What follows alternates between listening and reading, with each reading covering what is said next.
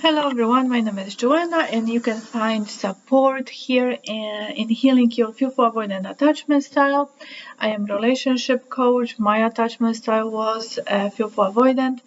So I help on a daily basis people to overcome the challenges caused by attachment, heal that attachment, reprogram that attachment style. So today I would like to share with you why do I think it's worth to reprogram and heal the attachment style. Of course, the roots of that attachment are in sometimes in very traumatic and painful childhood, and I understand how addressing these patterns, these incidents, that childhood may be challenging, and it's supposed to be done in the therapy, trauma therapy with a therapist. However, through work like this, through understanding how our mind is working, how our subconscious mind is working, and what tools to use, and what processes will help us in the healing. That's why I share here what helped me overcome these challenges.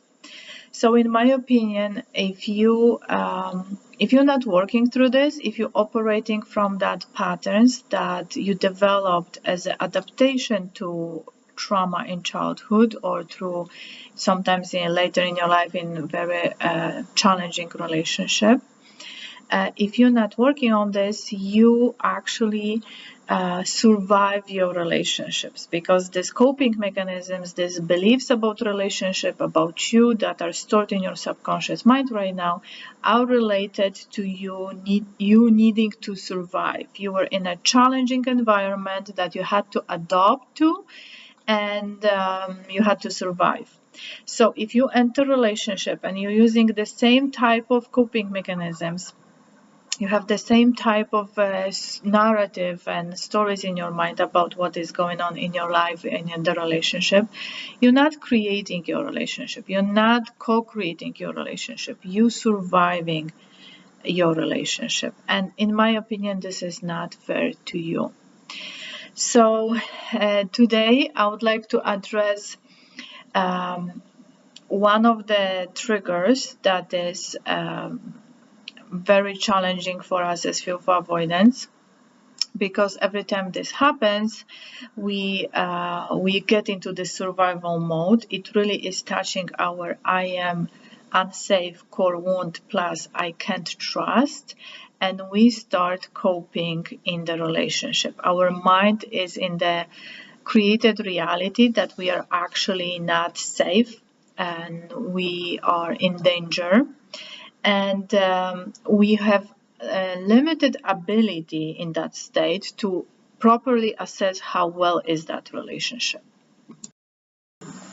So if you have a fearful avoidant attachment style, probably you are already able to notice that you have that tendency to not trust a partner or potential partner when you are dating or you are in the relationship with someone, and your mind is looking for proofs how this person is not trustworthy, may hide something, is incongruent. If there is any sign of incongruency, this gives a huge message that you should not trust this person and you are unsafe.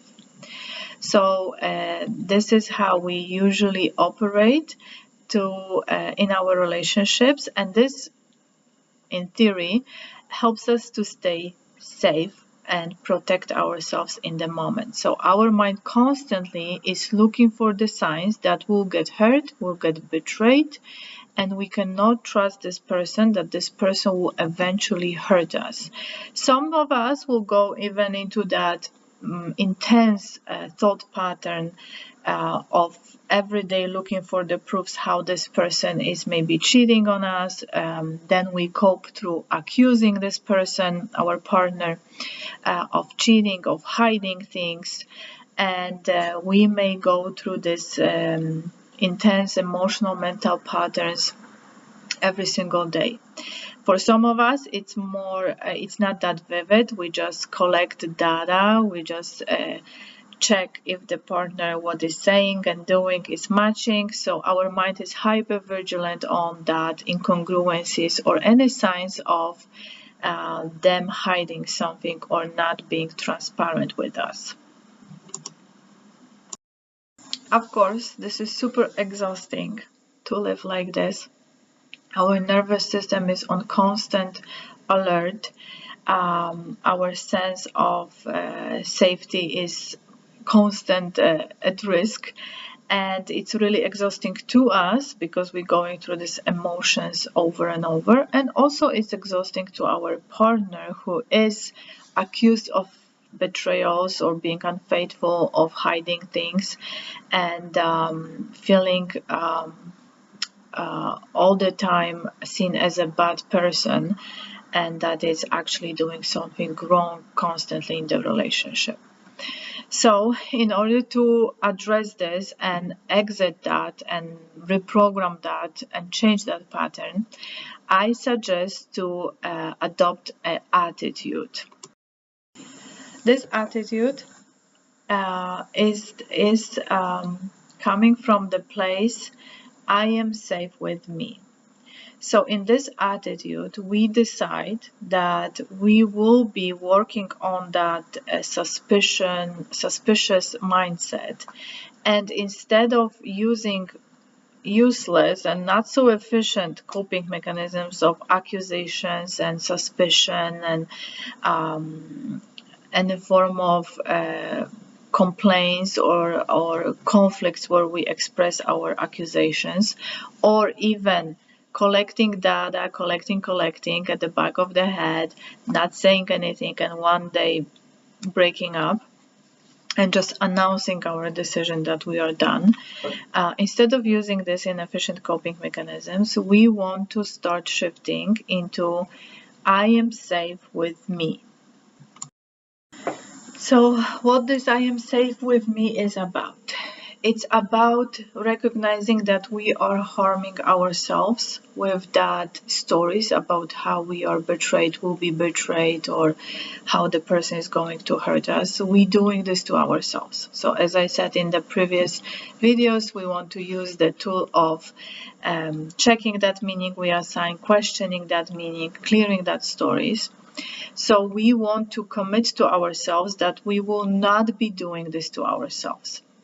Second step, we will decide to address things and express our boundaries and our needs in the relationship. And if the person we are with or we are dating will shame us, will ignore this, will not show any interest into trying to meet our needs and working with us on that subject, then we know that actually this relationship might not be the good relationship for us. So for example, when we start dating or we are already in the relationship and we want to stop harming ourselves with that automatic, inefficient coping mechanisms, the way we show up for ourselves in the relationship, we tell partner what is important to us and what we need in order to build that trust, that sense of safety, and what we need them to understand about us. So we start with telling or asking telling more, to understand that we are sensitive to incongruencies, any form of theme of secrecy, and it's very hard for us to trust or not get a little bit anxious or very anxious if this happens in the relationship. So we ask our partner to be mindful that for a period of time we will be asking for more transparency if we will notice any incongruency, and would appreciate if they will be patient with us and give us a time where we can build that trust. So this has to be, of course, agreement between two people how this will be happening. And the partner also may have boundaries around this. So we want to talk about how to get that transparency, get that reassurance.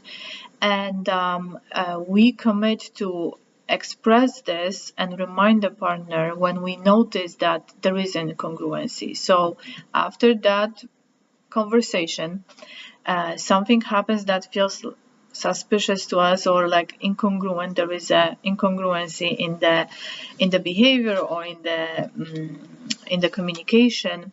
We need more transparency.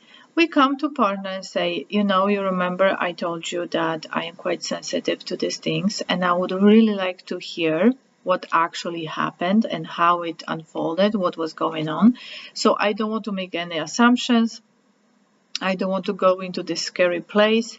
I would like to hear from you in more details what happened. Can you please share with me? So to summarize this part, I want you to remember the most important aspect of this, your own commitment to you, that you will not do this to yourself anymore.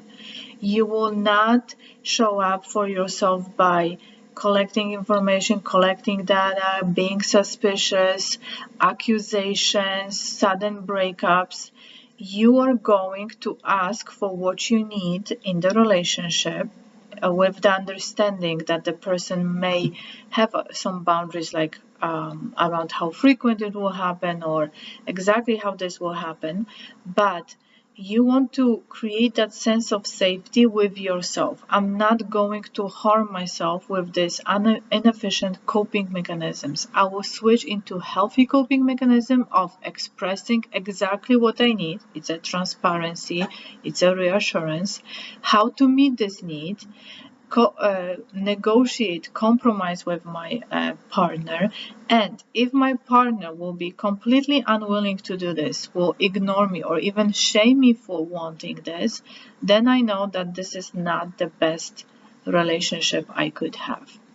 So instead of breaking up every single time we strongly believe that our partner is actually cheating on us, it's actually lying to us, and we getting very triggered and we decide to leave, we no longer do this to ourselves. So I hope this is helpful. I know it's not easy. That's why you paying attention. Also, if you journaling, I created a journal that is very helpful in healing these patterns, in connecting with self, in feeling safe with yourself. This journal will help you with that. I know it's not easy, but with the time, patience, and like commitment to self, you will be able to build a strong relationship with yourself, which is healthy and beautiful and strong. And you will be able to co-create a relationship with another person. So thank you for watching. I hope it was helpful, and I hope to meet you in the next video. Please leave the comment below if you like to, and thank you for watching again.